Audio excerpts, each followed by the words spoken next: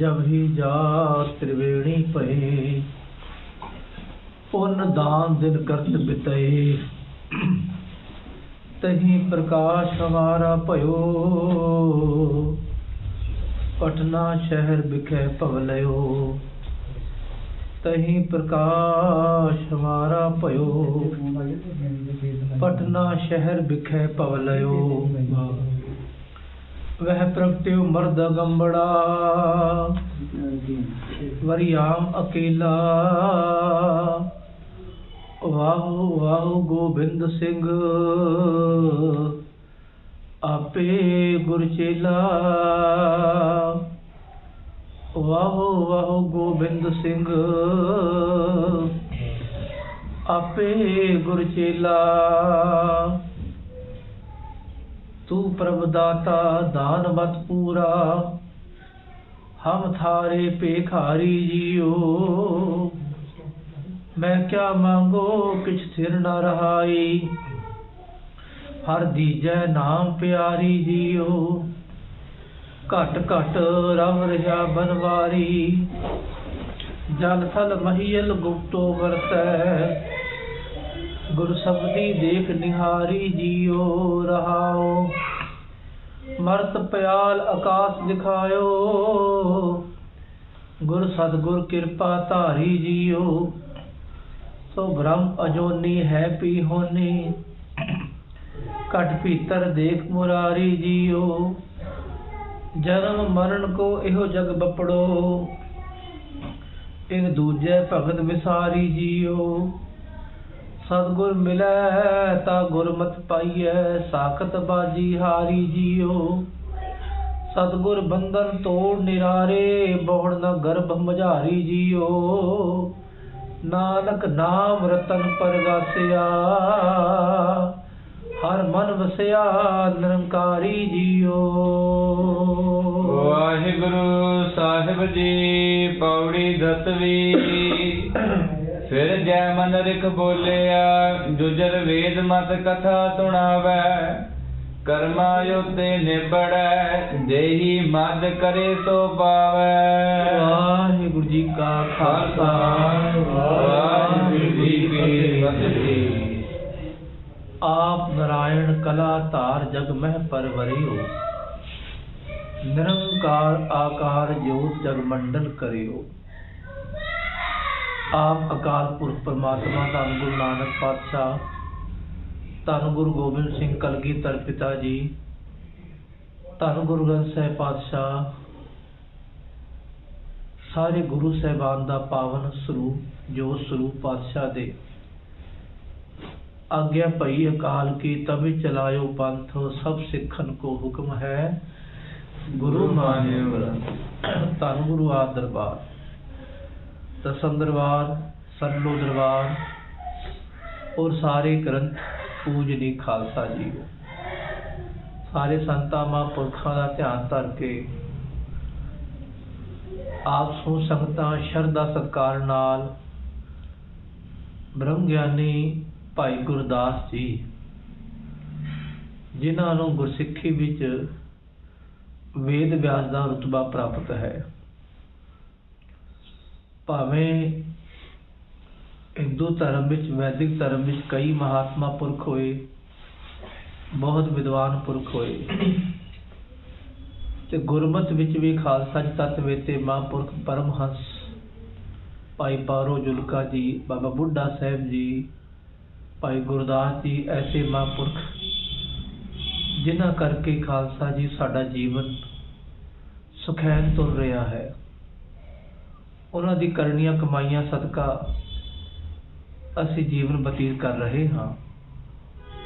ਉਹਨਾਂ ਮਹਾਂਪੁਰਖਾਂ ਦੀ ਘਾਲਣਾ ਭਾਈ ਮੰਝ, ਉਹਨਾਂ ਨੇ ਗੁਰੂ ਪਾਤਸ਼ਾਹ ਤੋਂ ਬਾਅਦ ਮੰਗਿਆ ਸੀ, ਪਾਤਸ਼ਾਹ ਕਿ ਐਸੀ ਕਰੜੀ ਘਾਲਣਾ ਕਲਯੁਗ ਦੇ ਸਿੱਖ ਨਹੀਂ ਕਰ ਸਕਣਗੇ, ਪਾਤਸ਼ਾਹ ਇਹਨਾਂ ਨੂੰ ਪਾਤਸ਼ਾਹ ਸੁਖੈਨ ਸੇਵਾ ਦਾ ਮੌਕਾ ਬਖਸ਼ਿਸ਼ ਕਰਨਾ। ਤੇ ਉਹਨਾਂ ਮਹਾਂਪੁਰਖਾਂ ਦੀ ਅਰਦਾਸਾਂ, ਉਹਨਾਂ ਦੀ ਬੇਨਤੀਆਂ, ਉਹਨਾਂ ਦੀ ਘਾਲਣਾ ਸਦਕਾ ਖਾਲਸਾ ਜੀਓ ਅੱਜ ਅਸੀਂ ਗੁਰੂ ਚਰਨਾਂ ਜੁੜ ਕੇ ਬੈਠੇ ਹਾਂ।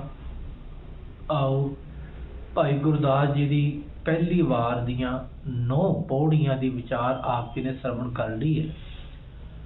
10ਵੀਂ ਪੌੜੀ ਦੀ ਵਿਚਾਰ ਆਰੰਭ ਹੋ ਰਹੀ ਹੈ। ਆਓ ਗੁਰੂ ਕੇ ਪਿਆਰਿਓ, ਅਰਦਾਸ ਬੇਨਤੀ ਕਰੀਏ ਕਿ ਭਾਈ ਸਾਹਿਬ ਜੀ, ਤੁਸੀਂ ਆਪ ਪਰਮਾਤਮ ਸਰੂਪ ਬ੍ਰਹਮ ਸਰੂਪ ਹੋ ਪਾਤਸ਼ਾਹ। ਤੁਹਾਡੀ ਬਾਣੀ ਗੁਰਬਾਣੀ ਦੀ ਕੁੰਜੀ ਹੈ। ਸਾਡੇ ਮਨ ਦੇ ਸ਼ੰਕੇ ਬਹੁਤ ਹਨ, ਉਹਨਾਂ ਮਨ ਦੇ ਸ਼ੰਕਿਆਂ ਨੂੰ ਤੁਸੀਂ ਖੋਲ੍ਹਣਾ ਹੈ। ਗੁਰੂ ਗ੍ਰੰਥ ਸਾਹਿਬ ਪਾਤਸ਼ਾਹ ਕਿਰਪਾ ਕਰਨ, ਗੁਰੂ ਮਹਾਰਾਜ ਰਹਿਮਤ ਕਰਨ। ਆਓ ਕੇਵਲ ਅਸੀਂ ਆਪਣੇ ਆਨੰਦ ਲਈ ਸੰਗਤੀ ਰੂਪ ਵਿੱਚ ਥੋੜ੍ਹਾ ਬਹੁਤਾ ਕਹਿ ਲਓ ਗੁਰਬਾਣੀ ਦਾ ਗਿਆਨ ਪ੍ਰਾਪਤ ਕਰਨ ਲਈ ਕੁਛ ਕਿਣਕਾ ਮਾਤਰ ਹੋ ਜਾਵੇ। ਵੈਸੇ ਤਾਂ ਗੁਰਬਾਣੀ ਅਗਾਧ ਬੋਧ ਹੈ, ਮਨੁੱਖ ਦੀ ਸਮਝ ਤੋਂ ਬਹੁਤ ਪਰੇ ਹੈ ਖਾਲਸਾ ਜੀਓ। ਪਰ ਸਾਨੂੰ ਪਾਤਸ਼ਾਹ ਕਿਰਪਾ ਕਰਨ, ਜਿੰਨੀ ਸੋਝੀ ਸਭਨਾਂ ਨੂੰ ਦੇਈ ਜਾ ਰਹੇ ਹਨ ਪਾਤਸ਼ਾਹ, ਉਨੇ ਵਿਚਾਰ ਸਾਰੇ ਕਰੀ ਜਾ ਰਹੇ ਹਨ। ਆਪ ਆਪਣੀ ਬੁੱਧ ਹੈ ਜੇਤੀ, ਵਰਣਤ ਭਿੰਨ ਭਿੰਨ ਤੋਹਿ ਦੇਤੀ। ਆਪਣੀ ਆਪਣੀ ਬੁੱਧੀ ਅਨੁਸਾਰ ਸਭ ਰੱਬ ਦੀ ਵਿਚਾਰ ਕਰ ਰਹੇ ਹਨ। ਤੇ ਆਓ ਸਾਰੇ ਮਿਲ ਕੇ ਭਾਈ ਗੁਰਦਾਸ ਜੀ ਦੀ ਇਹ ਵਾਰਾਂ ਦਾ ਆਨੰਦ ਮਾਣੀਏ। ਸਾਰੇ ਸ਼ਰਧਾ ਸਤਿਕਾਰ ਨਾਲ ਉਚਾਰਨ ਕਰੋ ਜੀ, ਸਤਨਾਮ ਸ੍ਰੀ ਵਾਹਿਗੁਰੂ ਸਾਹਿਬ ਜੀ, ਸਤਨਾਮ ਸ੍ਰੀ ਵਾਹਿਗੁਰੂ ਸਾਹਿਬ ਜੀ। ਪੌੜੀ 10ਵੀਂ। ਫਿਰ ਜੈ ਮਨ ਰਿਖ ਬੋਲਿਆ, ਜੁਜਰ ਵੇਦ ਮਤ ਕਥਾ ਸੁਣਾਵੈ। ਖਾਲਸਾ ਜੀਓ, 6 ਸ਼ਾਸਤਰ ਹਨ। 4 ਵੇਦਾਂ ਨੂੰ ਮਥਨ ਕਰਕੇ, ਰਿੜਕ ਕੇ, ਸਿਧਾਂਤ ਕੱਢ ਕੇ ਉਹਨਾਂ ਦਾ 6 ਸ਼ਾਸਤਰ ਤਿਆਰ ਕੀਤੇ ਗਏ। ਤੇ ਉਹਨਾਂ ਵਿੱਚ ਮੀਮਾਂਸਾ ਸ਼ਾਸਤਰ ਹੈ। ਉਸ ਬਾਰੇ ਜ਼ਿਕਰ ਕਰਦੇ ਭਾਈ ਗੁਰਦਾਸ ਜੀ, ਫਿਰ ਜੈਮਨ ਰਿਖ ਬੋਲਿਆ। ਜੈਮਨ ਰਿਖੀ, ਜੈਮਨ ਕਵੀ, ਜੈਮਨ ਵਿਦਵਾਨ, ਉਹਨੇ ਜੋ ਨਿਆਏ ਸ਼ਾਸਤਰ ਤੋਂ ਬਾਅਦ ਮੀਮਾਂਸਾ ਸ਼ਾਸਤਰ ਹੈ, ਉਹਦਾ ਨਿਰਣਾ ਕਿਵੇਂ ਕੀਤਾ? ਯੁਜਰ ਵੇਦ ਮਥ ਕਥਾ ਸੁਣਾਵੇ। ਯੁਜਰ ਵੇਦ ਨੂੰ ਮਥ ਕਹਿੰਦੇ ਨਿਚੋੜ ਕੱਢ ਕੇ। ਮਥਨਾ ਹੁੰਦਾ ਨਾ, ਜਿਵੇਂ ਅਸੀਂ ਲੱਸੀ ਤਿਆਰ ਕਰਨ ਤੋਂ ਪਹਿਲਾਂ ਜਿਹੜਾ ਮੱਖਣ ਹੈ, ਉਹ ਲੱਸੀ ਕਿਵੇਂ ਤਿਆਰ ਹੁੰਦੀ ਹੈ? ਦਹੀਂ ਨੂੰ ਮਥਨ ਕਰਕੇ, ਪਧਾਣੀ ਪਾ ਕੇ ਮਥਨ ਕਰਨਾ, ਉੱਥੋਂ ਅਸੀਂ ਮੱਖਣ ਤੇ ਖਾਲਸਾ ਜੀ ਉਹ ਲੱਸੀ ਪ੍ਰਾਪਤ ਕਰਦੇ ਆ। ਸੰਤੋ ਮੱਖਣ ਖਾਇਆ ਛਾਛ ਪੀਆ ਸੰਸਾਰ। ਉਹ ਮੱਖਣ ਕੀ ਹੈ? ਮਥਨ ਕੀਤਾ ਗਿਆ ਹੈ, ਨਿਚੋੜ ਕੱਢਿਆ ਗਿਆ ਹੈ, ਤੱਤ ਸਾਰ ਕੱਢਿਆ ਗਿਆ ਹੈ, ਉਹ ਮਥਨ ਕਰਨਾ ਹੈ। ਤੇ ਜਿਹੜਾ ਯੁਜਰ ਵੇਦ ਹੈ, ਉਹਨੂੰ ਮਥਨ ਕਰਕੇ ਕਿੰਨਾ ਸਿਧਾਂਤ ਹੋਵੇਗਾ। ਪੂਰਾ ਵੇਦ ਉਹਦਾ ਕਹਿ ਨਿਚੋੜ ਕੱਢਣਾ। ਉਹ ਨਿਚੋੜ ਕੱਢ ਕੇ ਕੀ ਕੱਢਿਆ ਗਿਆ? ਉਹ ਨਿਚੋੜ ਕੱਢਿਆ ਜੈਮਨ ਰਿਖੀ ਨੇ। ਤੇ ਜੇ ਨਿਚੋੜ ਕੱਢਿਆ ਗਿਆ, ਉਹਦੇ ਬਾਰੇ ਦੱਸਦੇ ਹਨ। ਕਰਮਾ ਯੁੱਧੇ ਨਿਬੜੈ, ਦੇਹੀ ਮਦ ਕਰੇ ਸੋ ਪਾਵੈ। ਜੈਮਨ ਰਿਖੀ ਜੀ ਕਹਿਣ ਲੱਗੇ, ਸੁਣੋ ਭਾਈ, ਨਿਚੋੜ ਕੀ ਕੱਢਿਆ? ਕਰਮਾਂ ਉੱਤੇ ਨਿਬੜੈ। ਬਸ ਕਰਮਾਂ ਉੱਤੇ ਨਿਬੇੜਾ ਹੁੰਦਾ ਹੈ। ਮੀਮਾਂਸਾ ਸ਼ਾਸਤਰ ਦਾ ਸਿਧਾਂਤ ਕੀ ਹੈ? ਕਰਮਾਂ ਉੱਤੇ ਨਿਬੇੜਾ ਹੁੰਦਾ ਹੈ।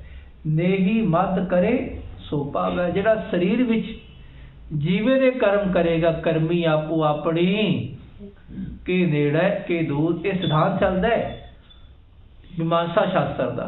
ਅਖੀਰ ਦੱਸਣਗੇ ਭਾਈ ਸਾਹਿਬ, ਇੱਕ ਸਤਿਗੁਰੂ ਬਿਨਾ ਕਰਮ ਵੀ ਨਹੀਂ ਕੱਟ ਸਕਦਾ ਕੋਈ।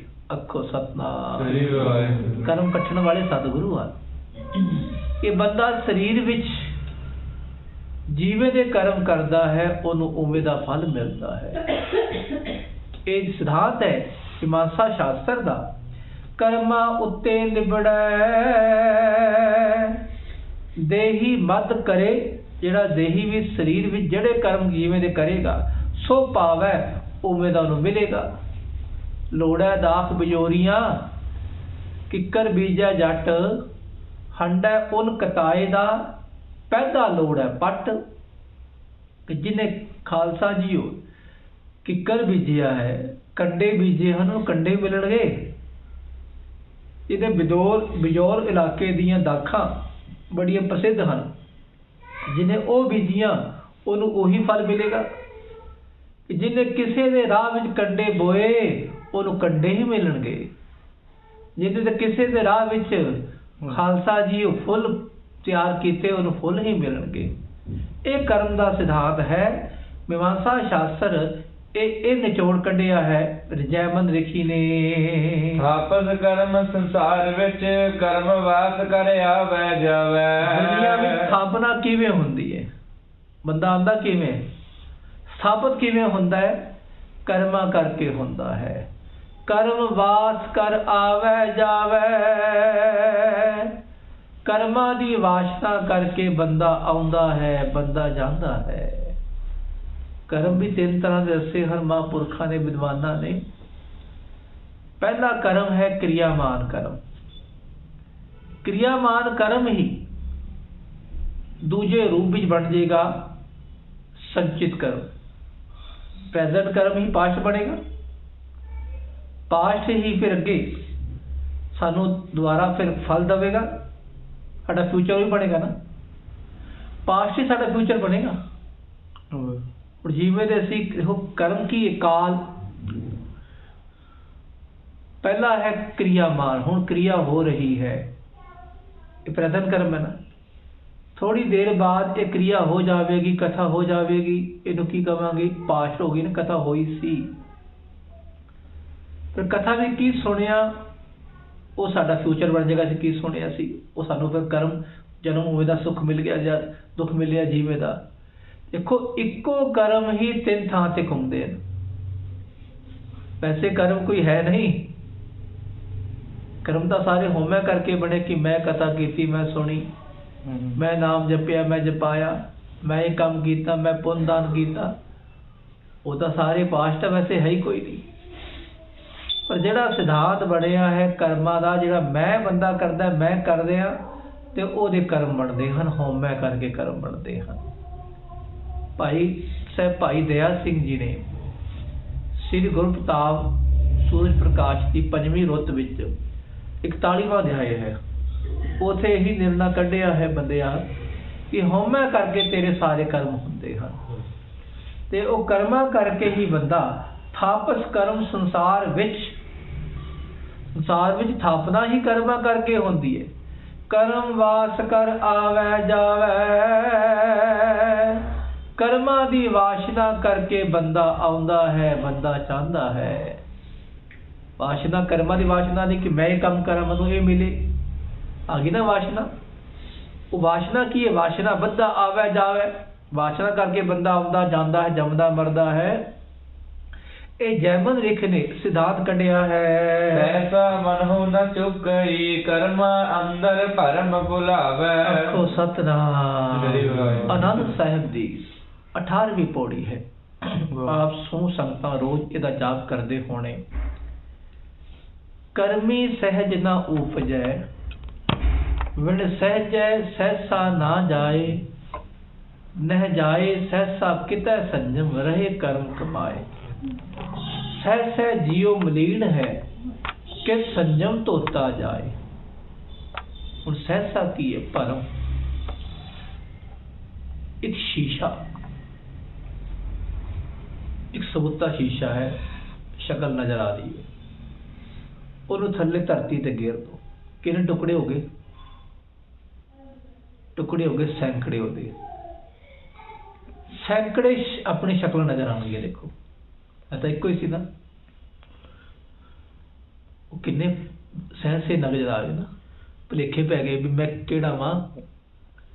ਇਸੇ ਤਰ੍ਹਾਂ ਜਦੋਂ ਮਨ ਹਜ਼ਾਰਾਂ ਟੁਕੜਿਆਂ ਵੱਲ ਵੰਡਿਆ ਜਾਵੇ ਵੀ ਇਹ ਕਰਾਂ, ਉਹ ਕਰਾਂ, ਉਹ ਕਰਾਂ, ਉਹ ਕਰਾਂ, ਉਹ ਕੀ ਹੈ? ਭਰਮ, ਸਹਿਸਾ।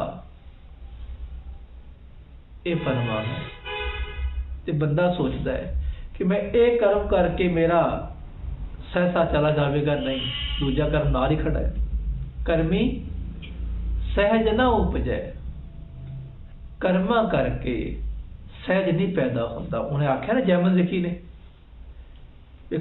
ਕਰਮ ਕਰੋ। ਇਹਦਾ ਸਿਧਾਂਤ ਕੱਢਿਆ ਮੀਮਾਂਸਾ ਸ਼ਾਸਤਰ ਦਾ। ਉਹਨੇ ਆਖਿਆ ਜੈਮਨ ਲਿਖੀ ਨੇ। ਅਜੇ ਕਵੀ ਜੀ ਭਾਈ ਗੁਰਦਾਸ ਜੀ ਦੱਸ ਰਹੇ ਨੇ ਉਹਦਾ ਸਿਧਾਂਤ ਕੀ ਹੈ ਤੇ ਕਰਮਾਂ ਕਰਕੇ ਸਹਿਜ ਜਾਵੇਗਾ ਹੀ ਨਹੀਂ। ਬਾਣੀ ਦਾ ਵਚਨ ਹੈ, ਕਰਮੀ ਸਹਿਜ ਨਾ ਉਪਜੈ, ਵਿਣ ਸਹਿਜੈ ਸਹਿਸਾ ਨਾ ਜਾਏ। ਬਿਨਾ ਸਹਿਜ ਤੋਂ ਸਹਿਸਾ ਵੀ ਨਹੀਂ ਜਾਂਦਾ, ਭਰਮ ਰਵੇਗਾ, ਭੁਲੇਖਾ ਰਵੇਗਾ। ਇੱਕ ਕਰਮ ਕੀਤਾ ਉਹਦਾ ਭੁਲੇਖਾ ਰਹਿ ਗਿਆ, ਮੈਨੂੰ ਇਹਦਾ ਫਲ ਕੀ ਮਿਲੇਗਾ। ਫਿਰ ਜਨਮ ਦਾ ਜਿਹੜਾ ਭਾਗ ਹੈ ਨਾ, ਉਹ ਸਹਿਸਾ ਭਰਮ ਰਹਿੰਦਾ ਹੀ ਰਹਿੰਦਾ ਹੈ। ਜਿੱਥੇ ਮਨ ਹਜ਼ਾਰਾਂ ਪਾਸੇ ਟੁਕੜੇ ਟੁਕੜੇ ਹੋ ਜਾਵੇ ਉਹਨੂੰ ਕਹਿੰਦੇ ਸਹਿਸਾ। ਤੇ ਇੱਥੇ ਲਿਖਦੇ ਭਾਈ ਗੁਰਦਾਸ ਜੀ, ਸਹਿਸਾ ਮਨੋ ਨਾ ਚੁੱਕਈ। ਮਨੋ ਸਹਿਸਾ ਖਤਮ ਹੁੰਦਾ ਹੀ ਨਹੀਂ। ਸਹਿਸ ਕਰਮਾਂ ਅੰਦਰ ਭਰਮ ਭੁਲਾਵੇ। ਤੇ ਬੰਦਾ ਕਰਮਾਂ ਦੀ ਭੁੱਲਿਆ ਰਹਿੰਦਾ ਵੀ ਹੁਣ ਇਹ ਕੰਮ ਕਰ ਲਾ, ਹੁਣ ਇਹ ਕੰਮ ਕਰ ਲਾ, ਉਹ ਲੱਗੇ ਰਹਿੰਦਾ, ਕਰਮਾਂ 'ਚ ਲੱਗਿਆ ਰਿਹਾ, ਸਹਿਜ ਆਵੇਗਾ ਹੀ ਨਹੀਂ, ਭਰਮ ਭੁਲੇਖੇ 'ਚ ਹੀ ਰਵੇਗਾ। ਇਹ ਕਰਮਾਂ ਦਾ ਸਿਧਾਂਤ ਇਸ ਤਰ੍ਹਾਂ ਭੁਲੇਖੇ 'ਚ ਪਾਉਣ ਵਾਲਾ ਹੈ। ਭਰਮ ਵਰਤਨ ਜਗਤ ਕੀ, ਕੋ ਮਾਇਆ ਬ੍ਰਹਮ ਕਹਾਵੇ। ਦੁਨੀਆ ਦੇ ਵਰਤਣਾ ਭਰਮ ਭੁਲੇਖਾ ਹੀ ਹੈ। ਦੁਨੀਆ 'ਚ ਅਸੀਂ ਵਰਤ ਰਹੇ ਹਾਂ ਜੋ, ਉਹ ਕੀ ਹੈ? ਭਰਮ ਭੁਲੇਖੇ 'ਚ ਹੀ ਆ ਰਿਹਾ ਜਾ ਰਿਹਾ। ਸਾਡਾ ਵਰਤਣਾ ਭੁਲੇਖੇ ਵਿੱਚ ਹੀ ਹੈ, ਦੁਬਿਧਾ ਵਿੱਚ ਹੀ ਹੈ ਭਾਈ। ਭਰਮ ਵਰਤਣ ਜਗਤ ਕੀ, ਇੱਕੋ ਮਾਇਆ ਬ੍ਰਹਮ ਕਹਾਵੇ। ਇੱਕ ਮਾਇਆ ਅਸਲ। ਜਦੋਂ ਭਰਮ ਭੁਲੇਖਾ ਖਤਮ ਹੋ ਜਾਵੇ ਉਹ ਬ੍ਰਹਮ ਕਹਾਉਂਦੀ ਹੈ। ਜਦੋਂ ਭਰਮ ਭੁਲੇਖਾ ਪਿਆ ਰਵੇ ਉਹ ਮਾਇਆ ਕਹਾਉਂਦੀ ਹੈ। ਤਾਂ ਇੱਥੇ ਜਗਤ ਕਦੇ ਭਰਮ ਵਰਤਣ, ਭਰਮ ਹੀ ਜਗਤ ਦਾ ਵਰਤਣ ਵਿਵਹਾਰ ਹੈ। ਮਾਇਆ ਦੇ ਬ੍ਰਹਮ ਇੱਕੋ ਕਹਾਉਂਦੇ ਹਨ, ਨਿਆਰੇ ਨਹੀਂ। ਕਿਉਂ ਜੀ? ਕਿ ਬੰਦਾ ਕਰਮ ਕਰਦਾ, ਸੋਚਦਾ ਮੈਂ ਰੱਬ ਨੂੰ ਪ੍ਰਾਪਤ ਕਰ ਰਿਹਾ, ਮੈਂ ਜੋ ਕਰਮ ਕਰ ਰਿਹਾ ਇਹ ਰੱਬ ਰੂਪ ਹੈ, ਪਰ ਉਹ ਤਾਂ ਮਾਇਆ ਰੂਪ ਸੀ ਨਾ, ਹਉਮੈ ਆ ਗਈ। ਇੱਕੋ ਮਾਇਆ ਬ੍ਰਹਮ ਕਹਾਵੇ। ਇੱਕ ਮਾਇਆ, ਉਹੀ ਬ੍ਰਹਮ, ਉਹਨੂੰ ਭੁਲੇਖਾ ਪੈ ਗਿਆ ਹੈ। ਉਹਨੂੰ ਵੱਖਰੇ ਨਜ਼ਰ ਨਹੀਂ ਆਉਂਦੇ, ਹੈ ਤਾਂ ਵੱਖਰਾ ਸੀ, ਪਰ ਉਹ ਕਰਮਾਂ ਕਰਕੇ ਉਹਨੂੰ ਇਹ ਸੋਝੀ ਨਹੀਂ ਹੋਈ। ਗੁਜਰ ਵੇਦ ਕੋ ਮਥਨ ਕਰ, ਤਤ ਬ੍ਰਹਮ ਵਿੱਚ ਭਰਮ ਮਿਲਾਵੇ। ਗੁਜਰ ਵੇਦ ਨੂੰ ਮੱਥ ਕੇ ਜੈਮਨ ਰਿਖੀ ਨੇ ਤਤ ਬ੍ਰਹਮ ਵਿੱਚ ਨਾ ਭਰਮ ਭੁਲਾ ਦਿੱਤਾ। ਤਤ ਬ੍ਰਹਮ ਵਿੱਚ ਭੁਲੇਖਾ ਪਾਤਾ ਵੀ ਕਰਮ ਐਵੇਂ ਦੇ ਕਰੋ ਜੀ, ਕਰਮ ਕਰੋ। ਉਹ ਭਰਮ ਭੁਲਿਆ ਗਿਆ, ਉਹ ਮਾਇਆ ਬਣ ਗਈ ਹੈ। ਯੁਜਰ ਵੇਦ ਨੂੰ ਮੱਥ ਕੇ ਉਹਦਾ ਸਿਧਾਂਤ ਕੱਢ ਕੇ ਜੈਮਨ ਰਿਖ ਨੇ ਯੁਜਰ ਵੇਦ ਕੋ ਮਥਨ ਕਰ, ਤਤ ਬ੍ਰਹਮ ਵਿੱਚ ਭਰਮ ਮਿਲਾਵੇ। ਤਤ ਬ੍ਰਹਮ ਵਿੱਚ ਭਰਮ ਕਹਿ ਲਓ ਮਿਲਾਤਾ, ਪਰ ਬ੍ਰਹਮ ਵਿੱਚ ਹੀ ਕਰਮ ਧਰਮ ਦਾ ਭਰਮ ਮਿਲਾ ਕੇ ਉਹਨੂੰ ਵੱਖਰਾ ਕਰ ਦਿੱਤਾ ਹੈ, ਉਹਨੂੰ ਪਰਮਾਤਮਾ ਨੂੰ ਭੁਲਾ ਦਿੱਤਾ ਹੈ। ਕਰਮ ਦ੍ਰਿੜਾਏ ਜਗਤ ਵਿੱਚ, ਕਰਮ ਬੰਦ ਕਰ ਆਵੇ ਜਾਵੇ। ਜੈਮਨ ਰਿਖੀ ਨੇ ਆਖਿਆ ਭਾਈ ਕਰਮ ਹੀ ਕਰੋ ਬਸ। ਕਰਮ ਦ੍ਰਿੜਾਤੇ ਦੁਨੀਆ ਵਿੱਚ, ਕਰਮ ਦ੍ਰਿੜਾਏ ਜਗਤ ਵਿੱਚ, ਦੁਨੀਆ ਵਿੱਚ ਕਰਮ ਹੀ ਕਰੋ ਭਾਈ। ਇਹ ਕੰਮ ਕਰੋ, ਉਹ ਕੰਮ ਕਰੋ, ਲੱਗੇ ਰਹੋ, ਬੰਦਾ ਲੱਗਿਆ ਰਹਿੰਦਾ ਹੈ। ਤਾਂ ਹੀ ਤਾਂ ਵੇਦਾਂ ਸ਼ਾਸਤਰਾਂ ਜ਼ਿਆਦਾ ਕੀ ਹੈ, ਇਹ ਕੰਮ ਕਰ ਲਓ, ਨਿਤਯ ਕਰਮ, ਨਿਮਿਤਯ ਕਰਮ, ਪ੍ਰਾਸ਼ਿਤ ਕਰਮ, ਇਹ ਕਰਮ ਹੀ ਕਰੀ ਜਾਓ। ਉਹ ਕਰਮਾਂ ਦਾ ਸਿਧਾਂਤ ਕਰਕੇ ਬੰਦਾ ਆਉਂਦਾ ਹੈ, ਜਾਂਦਾ ਹੈ। ਕਰਮ ਬੰਦ ਕਰ, ਕਰਮ ਵਿੱਚ ਬੰਨਿਆ ਹੋਇਆ ਬੰਦਾ ਆਉਂਦਾ ਹੈ, ਜਾਂਦਾ ਹੈ, ਜੰਮਦਾ ਹੈ, ਮਰਦਾ ਹੈ। ਸਤਿਗੁਰ ਬਿਨਾ ਨ ਸਹਿਸਾ ਜਾਵੇ। ਸਤਿਨਾਮ। ਹੁਣ ਇੱਥੇ ਭਾਈ ਸਾਹਿਬ ਨੇ ਆਪਣਾ ਸਿਧਾਂਤ ਹੈ। ਪਿੱਛੇ ਤੋਂ ਸੋਚੋਗੇ ਵੀ ਸਾਰਾ ਸਾਥ ਭਾਈ ਸਾਹਿਬ ਨੇ ਦਿੱਤਾ ਹੈ। ਇਹ ਦਿੱਤਾ ਸਿਧਾਂਤ ਨਿਆਇ ਸ਼ਾਸਤਰ ਦਾ, ਜੋ ਜੈਮਨ ਰਿਖੀ ਨੇ ਕੱਢਿਆ ਹੈ।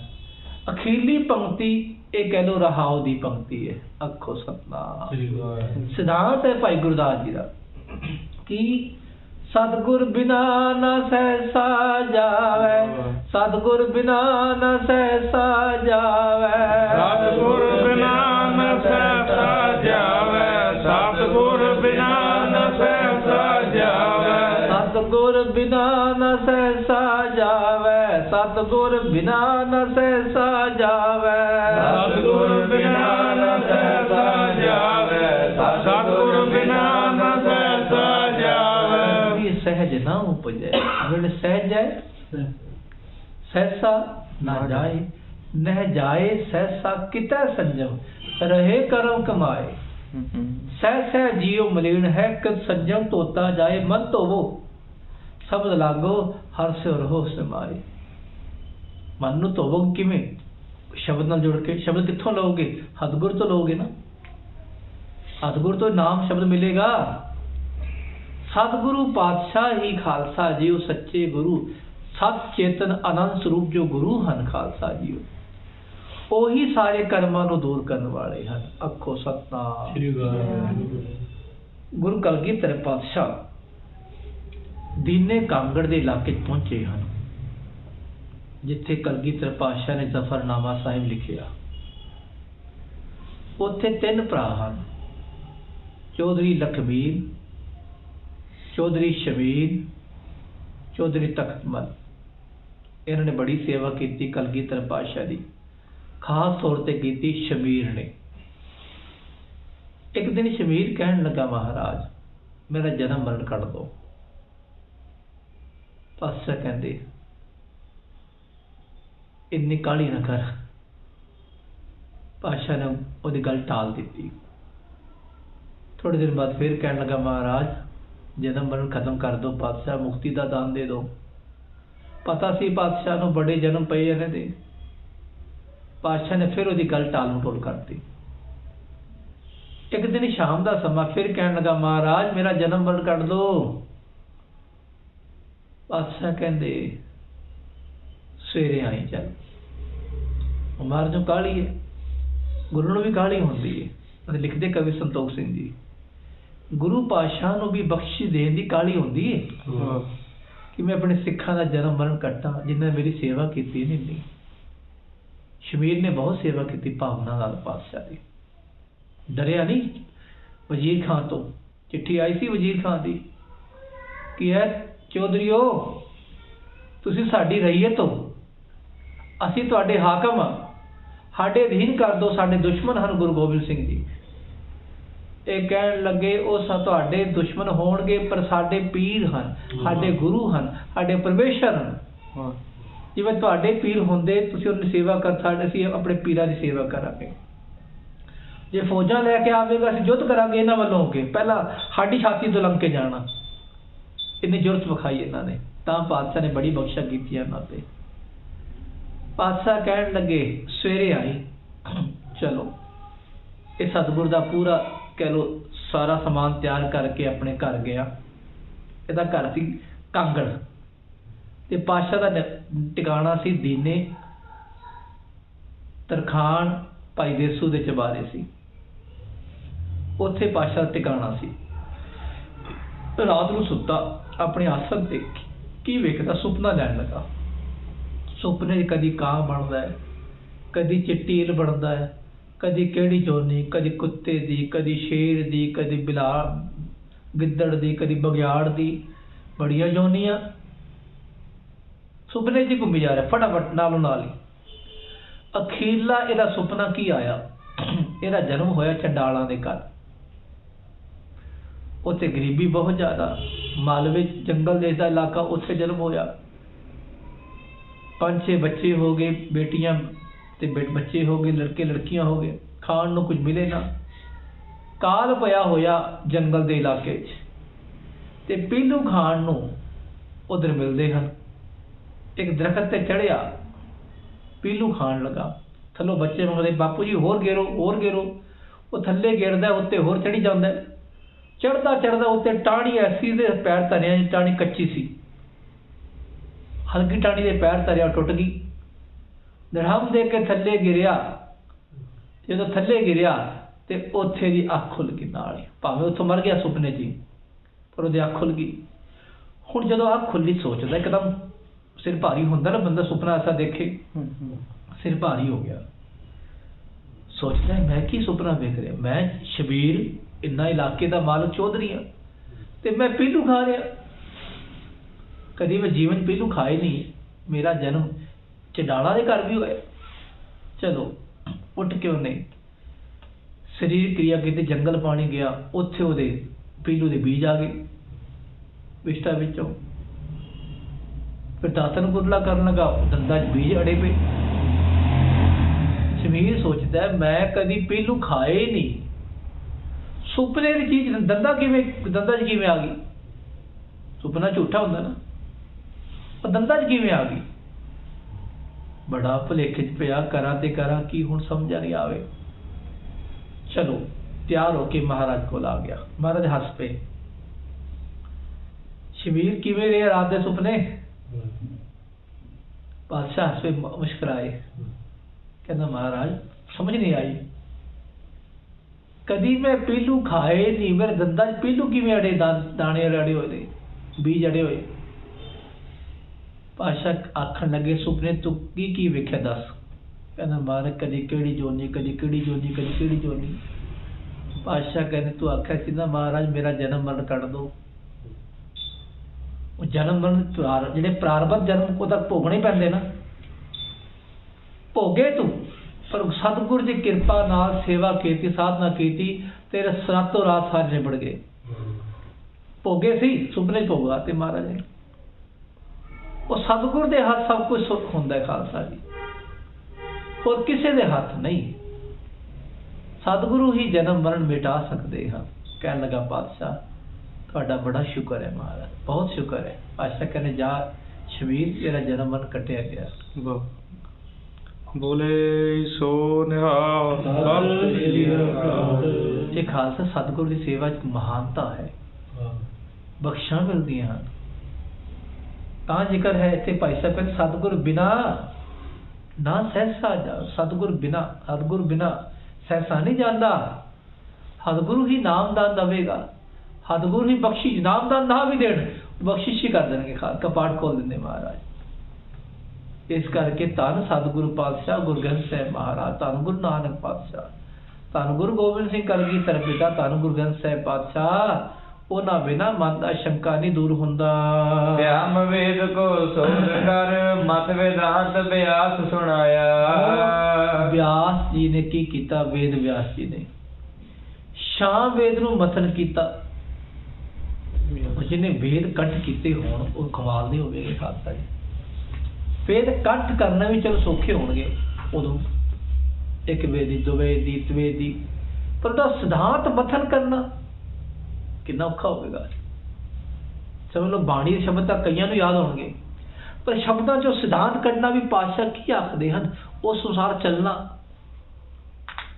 ਸ਼ਾਮ ਵੇਦ ਨੂੰ ਮਥਨ ਕਰਕੇ ਵੇਦ ਵਿਆਸ ਜੀ ਨੇ ਇੱਕ ਐਸਾ ਸਿਧਾਂਤ ਕੱਢਿਆ ਜਿਹਨੂੰ ਕਹਿੰਦੇ ਖਾਲਸਾ ਜੀ ਵਿਦਾਂਤ, ਵੇਦਾਂ ਦਾ ਅੰਤ। ਇੱਥੇ ਵੇਦ ਸਾਰੇ ਉਹਦਾ ਸਿਧਾਂਤ ਆਖੀਰਲਾ ਕੱਢਤਾ ਹੋਵੇ, ਬਸ ਵੇਦਾਂ ਦਾ ਅੰਤ ਹੋ ਜਾਵੇ। ਤਾਂ ਕਹਿੰਦੇ ਸ਼ਾਮ ਵੇਦ ਕੋ ਸੋਧ ਕਰ, ਮਥ ਵਿਦਾਂਤ ਬਿਆਸ ਸੁਣਾਇਆ। ਔਰ ਮਥਨ ਕਰਕੇ ਜਿਹੜਾ ਸਿਧਾਂਤ ਕੱਢਿਆ ਨਾ, ਉਹ ਕੀ ਹੈ? ਵਿਦਾਂਤ। ਉਹ ਬਿਆਸ ਜੀ ਨੇ ਸਾਨੂੰ ਸੁਣਾਇਆ ਹੈ। ਕਥਨੀ ਬਦਨੀ ਬਾਹਰ ਆਪੇ ਆਪਣਾ ਬ੍ਰਹਮ ਜਣਾਇਆ। ਤੇ ਇਹ ਸਿਧਾਂਤ ਸੁਣਾਇਆ ਕਥਨੀ ਕਥਨ ਕਰਨ ਤੋਂ, ਬਦਨੀ ਬਖਿਆਨ ਕਰਨ ਤੋਂ, ਕਵਿਸ਼ਰੀ ਕਰਨ ਤੋਂ। ਭਾਵ ਆਤਮਾ ਸਭ ਤੋਂ ਬਾਹਰੀ ਹੈ। ਆਤਮਾ ਬਾਰੇ ਕੁਝ ਕਥਨ ਕਰ ਲੋਗੇ, ਕੁਝ ਬਖਿਆਨ ਕਰ ਲੋਗੇ। ਬੰਦਾ ਮਾਇਆ ਬਾਰੇ ਕੁਝ ਬੋਲ ਸਕਦਾ ਹੈ, ਪਰ ਉਹਦੇ ਲਈ ਵੀ ਸ਼ਬਦ ਹੈ ਅਨਰਵਚਨੀ ਹੈ। ਸਤ ਅਸਤ ਨਾ ਵੇਦੋ ਕਹੈ। ਬੰਦਾ ਕਹਿ ਸਕਦਾ ਹੈ ਇਹ ਫਲਾਣੀ ਚੀਜ਼ ਹੈ, ਫਲਾਣੀ ਚੀਜ਼ ਹੈ। ਜੋ ਦਿਸ਼ਟਾ ਹੈ ਉਹਦੇ ਬਾਰੇ ਬੰਦਾ ਬੋਲ ਸਕਦਾ ਹੈ। ਆਤਮਾ ਬਾਰੇ ਕੀ ਬੋਲੇਗਾ? ਨਹੀਂ ਬੋਲ ਸਕਦਾ। ਕਥਨੀ ਬਦਨੀ ਬਾਹਰਾ ਆਪੇ ਆਪਣਾ ਬ੍ਰਹਮ ਜਣਾਇਆ। ਆਪਣੇ ਆਪ ਹੀ ਬ੍ਰਹਮ ਬਾਰੇ, ਆਤਮਾ ਬਾਰੇ ਕੋਈ ਨਹੀਂ ਕੁਝ ਕਹਿ ਸਕਦਾ। ਕਥਨ ਤੋਂ ਨਿਆਰੀ ਹੈ ਆਤਮਾ।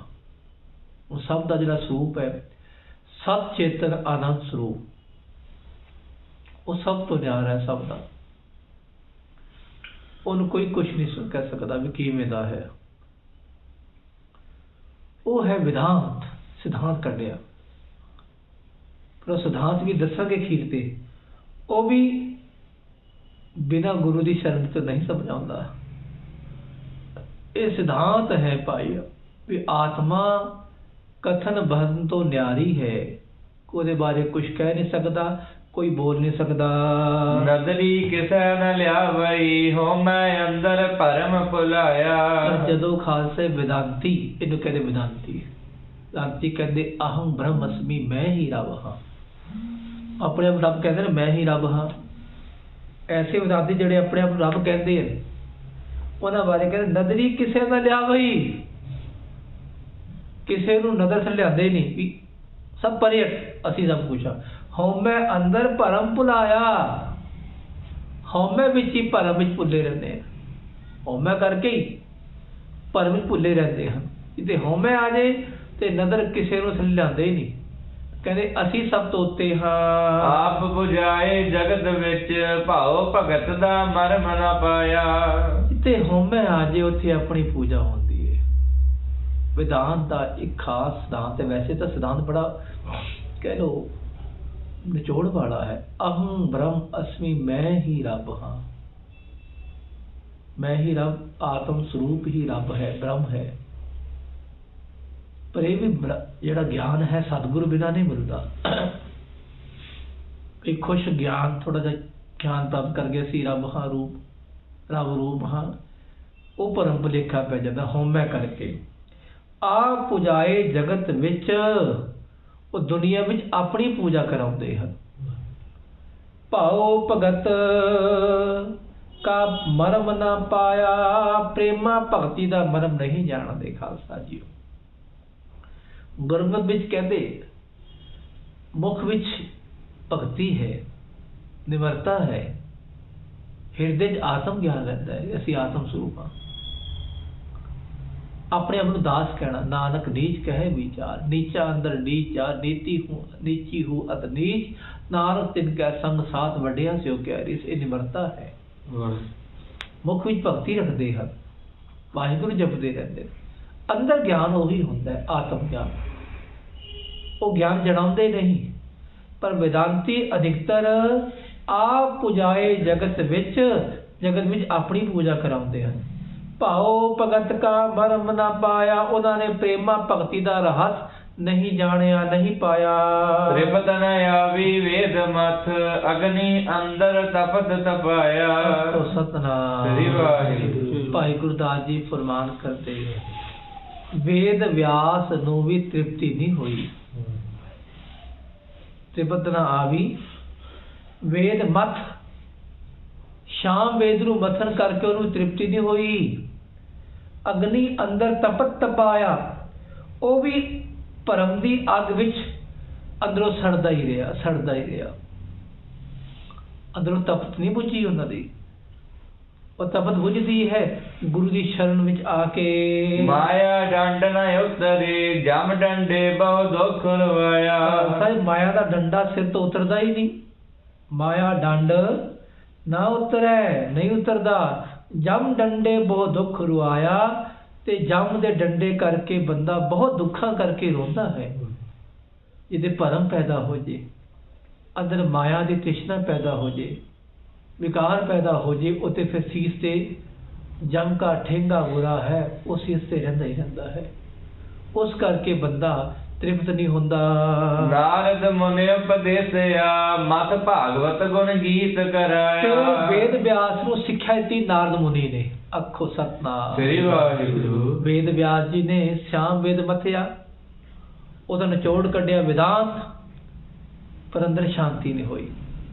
ਫਿਰ ਨਾਰਦ ਮੁਨ ਉਪਦੇਸਿਆ, ਨਾਰਦ ਮੁਨੀ ਨੇ ਸਿੱਖਿਆ ਦਿੱਤੀ ਵੇਦ ਵਿਆਸ ਜੀ ਕੀ ਕਰੋ, ਮਤ ਭਾਗਵਤ ਗੁਣ ਗੀਤ ਕਰਾਇਆ, ਕਿ ਭਾਗਵਤ ਪੁਰਾਣ ਨੂੰ ਮੱਥ ਕੇ ਉਸ ਵਿੱਚ ਰੱਬ ਦੇ ਗੀਤ ਗਾਏ ਗਏ, ਰੱਬ ਦਾ ਜਸ ਗਾਇਆ ਗਿਆ। ਤਾਂ ਜ਼ਿਕਰ ਹੈ ਇੱਥੇ ਕਿ ਨਾਰਦ ਮੁਨੀ ਨੇ ਉਪਦੇਸ਼ ਦਿੱਤਾ ਕਿ ਉਸ ਕੋਲੋਂ, ਵੇਦ ਵਿਆਸ ਕੋਲੋਂ ਹੀ ਭਾਗਵਤ ਪੁਰਾਣ ਜਿਹੜਾ ਹੈ ਨਾ, ਅਸਲ ਗੀਤਾ, ਜਿਸ ਵਿੱਚ ਭਾਗਵਤ ਸੰਬੰਧੀ, ਪਰਮਾਤਮਾ ਸੰਬੰਧੀ ਗੁਣਾਂ ਦਾ ਜਸ ਕਰਕੇ ਉੱਥੇ ਗੁਣਾਂ ਦਾ ਮਥਨ ਕੀਤਾ ਗਿਆ। ਅਸਲ ਆਤਮ ਕੀ ਹੈ, ਅਸਲ ਗਿਆਨ ਕੀ ਹੈ, ਉਹ ਗਿਆਨ ਫਿਰ ਦਿੱਤਾ ਨਾਰਦ ਮੁਨੀ ਨੇ ਵੇਦ ਵਿਆਸ ਜੀ ਨੂੰ। ਬਿਨ ਸਰਨੀ ਨਹਿ ਕੋਇ ਤਰਾਇਆ। ਕਹਿਣ ਦਾ ਭਾਵ ਕਿ ਵੇਦ ਵਿਆਸ ਨੂੰ ਵੀ ਗੁਰੂ ਦੀ ਸ਼ਰਨ ਆਉਣਾ ਪਿਆ। ਬਿਨ ਸਰਨੀ ਨਹਿ कोई तराया, बिना गुरु दी शरण कोई नहीं तरिया। इत्थे गुरु पातशाह दे प्यारे भाई गुरदास जी अपना सिद्धांत देंदे हैं।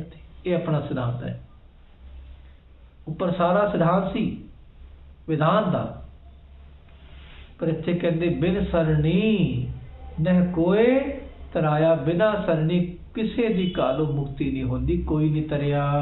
पौड़ी 12वीं द्वापर जग बीतत भए, कल जुग के सिर छतर फिराई। फिर द्वापर युग बतीत होया, द्वापर युग बीतत पए, युग कहते समा, द्वापर युग लंघिया ते फिर कल युग के सिर छतर फिराई। कल युग दा सिर, कल युग दा समा आ गया, भाव कल युग दा राज आ गया। कलयुग राजा बन के राज करन लगा। वेद अथर्वण थापिया, उतर मुख गुरमुख गुण गाई। ते कलयुग विच केड़ा सी? वेद अथर्वण, अथर्वण वेद थापिया गया। कलयुग दा वेद केड़ा? अथर्वण, वो थापिया गया। उत्तर मुख गुरमुख गुण गाई। उत्तर मुख करके खालसा जीओ ਜਿਹੜੇ ਗੁਰਮੁਖ ਲੋਕ ਹਨ ਉਹ ਭਜਨ ਕਰਨ ਲੱਗੇ, ਉਹ ਰੱਬ ਦਾ ਨਾਮ ਜਪਣ ਲੱਗੇ। ਕਲ ਪਰ ਕੀ ਸੁਰ ਸਾਖ ਮਥ, ਅਥਰ ਬਨ ਵੇਦ ਕੀ ਰਚਾ ਸੁਣਾਈ। ਉਸ ਅਥਰਵਣ ਵੇਦ ਨੂੰ, ਅਥਰਵ ਵੇਦ ਨੂੰ ਨਾ ਕਲਪ ਮੁਨੀ ਨੇ, ਕਲਪ ਰਖੀ ਰਖੀਸੁਰ ਸਾਖ ਮਤ, ਕਲਪ ਮੁਨੀ ਨੇ ਸਾਖ ਸ਼ਾਸਤਰ ਉਹ ਬਾਹਰ ਕੱਢਿਆ। ਅਥਰਵ ਵੇਦ ਨੂੰ ਮਥਨ ਕਰਕੇ, ਕਿਹਨੇ ਮਥਨ ਕੀਤਾ? ਕਲਪ ਮੁਨੀ ਨੇ। ਤੇ ਕਿਹੜਾ ਸ਼ਾਸਤਰ ਕੱਢਿਆ? ਸ਼ਾਂਖ ਸ਼ਾਸਤਰ, ਸ਼ਾਂਖ ਉਹ ਬਾਹਰ ਕੱਢਿਆ। ਕਲਪ ਰਖੀਸਰ ਸਾਖ ਮਤ, ਅਥਰਵਨ ਵੇਦ ਕੀ ਰਿਚਾ ਸੁਣਾਈ।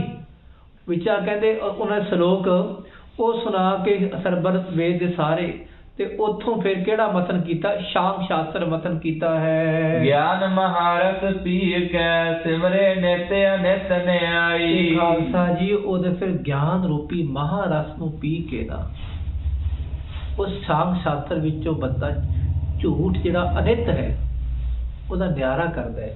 ਗਿਆਨ ਰੂਪੀ ਮਹਾਰਸ ਅੰਮ੍ਰਿਤ ਨੂੰ ਪਾਨ ਕਰਕੇ ਨਿਤ ਅਨਿਤ ਦਾ ਨਿਆਰਾਪਨ ਕਰਦਾ ਹੈ, ਪਾਪ ਨਿਰਣਾ ਕਰਦਾ ਹੈ। ਨਿਤ ਕੀ ਹੈ? ਹਮੇਸ਼ਾ ਰਹਿਣ ਵਾਲਾ। ਤੇ ਅਨਿਤ ਕੀ ਹੈ? ਜਿਵੇਂ ਕਲਗੀਧਰ ਪਾਤਸ਼ਾਹ ਬਿਆਨ ਕਰਦਾ, ਦੇਹ ਅਨਿਤ ਨਾ ਨਿਤ ਰਹਿ, ਅਨਿਤ ਝੂਠਾ ਤੇ ਨਿਤ ਹਮੇਸ਼ਾ ਰਹਿਣ ਵਾਲਾ। ਉਹ ਜਿਹੜਾ ਸੱਚ ਝੂਠ ਦਾ ਨਿਸਤਾਰਾ ਉਹ ਕੀਤਾ ਗਿਆ। ਗਿਆਨ ਬਿਨਾ ਨਹਿ ਪਾਈਐ, ਜੇ ਕੋਈ ਕੋਟ ਯਤਨ ਕਰਦਾ। ਭਾਈ ਇਹ ਸੱਚ ਝੂਠ ਦਾ ਨਿਸਤਾਰਾ ਇਹ ਕਿਵੇਂ ਮਿਲਦਾ ਹੈ? ਇਹ ਗਿਆਨ ਬਿਨਾ ਨਹੀਂ ਮਿਲਦਾ। ਸੱਚ ਕੀ ਹੈ? ਗੁਰੂ ਗਿਆਨ ਦਿੰਦਾ ਨਾ, ਅਸਲ ਗੁਰੂ ਤੇ ਹੀ ਆਣਗੇ। ਗਿਆਨ ਬਿਨਾ ਨਹਿ ਪਾਈਐ, ਗਿਆਨ ਬਿਨਾ ਪ੍ਰਾਪਤੀ ਨਹੀਂ ਹੁੰਦੀ। ਨਹਿ ਪਾਈਐ ਨਹੀਂ ਪਾਸੂ, ਸਿਮਰੇ ਨਿਤ ਅਨਿਤ ਨਿਆਈ। ਕਿ ਨਿਤ ਅਨਿਤ ਨੂੰ ਨਿਆਂ ਕਰਕੇ, ਵੀ ਨਿਤ ਕੀ ਹੈ? ਉਹ ਗਿਆਨ ਪ੍ਰਾਪਤ ਕਰਨਾ ਹੈ, ਕਿ ਆਪਣੇ ਆਪ ਦਾ ਮਥਨ ਕਰਨਾ ਹੈ ਕਿ ਨਿਤ ਕੀ ਹੈ। ਆਤਮ ਸਰੂਪ ਨਿਤ ਹੈ, ਬਾਕੀ ਸਭ ਝੂਠ ਹੈ, ਉਹ ਅਨਿਤ ਹੈ। ਕਰਮ ਜੋਗ ਦੇ ਹੀ ਕਰੇ, ਸੋ ਅਨਿਤ ਖਿਨ ਟਿਕੇ ਨ ਰਾਈ। ਤੇ ਖਾਲਸਾ ਕਰਮ ਜੋਗ ਦੇ ਹੀ ਕਰੇ, ਦੇਹੀ ਕਰਮ ਜੋਗਾਂ ਨੂੰ ਕਰਦੀ ਹੈ, ਇਹੀ ਕਰਮ ਕਰਦੀ ਹੈ ਨਾ, ਉਹ ਤਾਂ ਅਨਿਤ ਹੈ।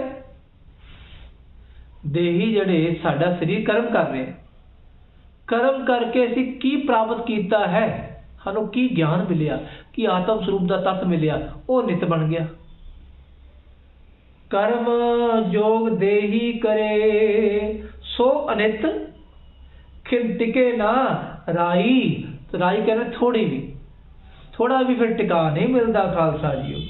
ਕਿਉਂਕਿ ਖਾਲਸਾ ਇੱਥੇ ਜਿਹੜਾ ਜੀਵ ਕਰਮ ਯੋਗ ਕਰਦਾ ਹੈ ਉਹ ਝੂਠ ਹੈ, ਕਿਉਂਕਿ ਇੱਕ ਰਾਈ ਵੀ ਉਹਦਾ ਮਨ ਟਿਕੇਗਾ ਨਹੀਂ। ਗਿਆਨ ਮਤੇ ਸੁਖ ਉਪਜੈ, ਜਨਮ ਮਰਨ ਕਾ ਭਰਮ ਚੁਕਾਈ। ਭਾਈ ਜਿਹੜਾ ਗੁਰੂ ਗਿਆਨ ਬਖਸ਼ਿਸ਼ ਕਰਦਾ ਹੈ, ਗਿਆਨ ਮਤੇ, ਗਿਆਨ ਮਤ ਦੁਆਰਾ ਸੁਖ ਉਪਜੈ, ਸੁਖ ਪੈਦਾ ਹੁੰਦਾ ਹੈ।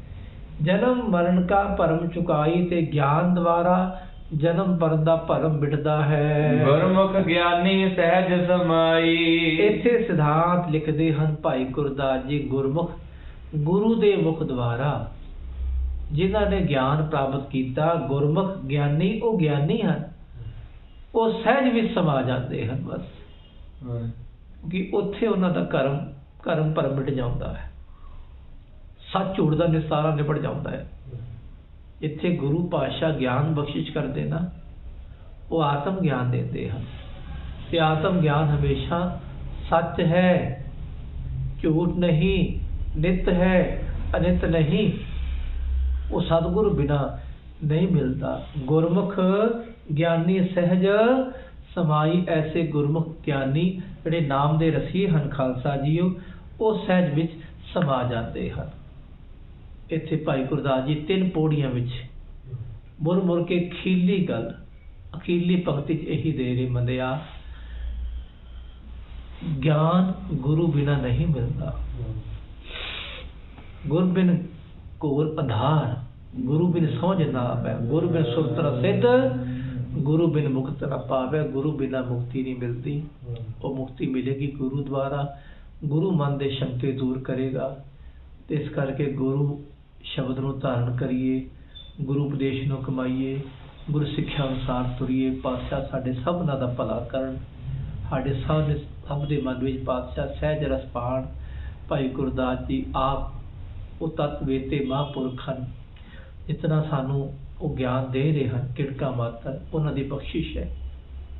ਗੁਰੂ ਪਾਤਸ਼ਾਹ ਦਾ ਉਹਨਾਂ ਨੇ ਸਾਡੇ ਕਹਿ ਲਓ ਸਾਡੇ ਲਈ ਅਰਦਾਸ ਕੀਤੀ ਹੈ ਕਿ ਮਹਾਰਾਜ ਇਹਨਾਂ ਕਲਯੁਗ ਜੀਵਾਂ ਨੂੰ ਪਾਤਸ਼ਾਹ ਕੁਛ ਨਾਮ ਰਸ ਨਾਲ ਜੋੜਨਾ, ਸੇਵਾ ਸਾਧਨਾ ਨਾਲ ਜੋੜਨਾ। ਇਹ ਪਾਤਸ਼ਾਹ ਆਪ ਕਿਰਪਾ ਕਰਨ, ਸਾਡੇ ਮਨਾਂ 'ਚ ਪਾਤਸ਼ਾਹ ਸਹਿਜ ਰਸ ਪਾਣ, ਟਿਕਾ ਪ੍ਰਦਾਨ ਕਰਨ, ਮਨ ਦੇ ਸ਼ੰਕੇ ਭਰਮ ਭੁਲੇਖੇ ਆਪ ਖਤਮ ਕਰਨ ਤੇ ਸਭਨਾਂ ਦੇ ਕਾਜ ਰਾਸ ਕਰਨ। ਇਤਨੀਆਂ ਬੇਨਤੀਆਂ ਆਪ ਜੀ ਨੇ ਪ੍ਰਵਾਨ ਕਰਨੀਆਂ ਜੀ।